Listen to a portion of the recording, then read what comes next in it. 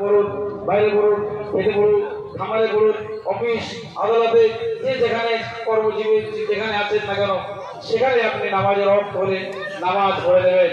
কারণ মনে রাখবেন দুনিয়া আমাদের একদিন ছাড়তেই হবে। দুনিয়ায় কোনো সামান আমাদের সঙ্গে যাবে না, আমরা বারবারই শুনে এসেছি।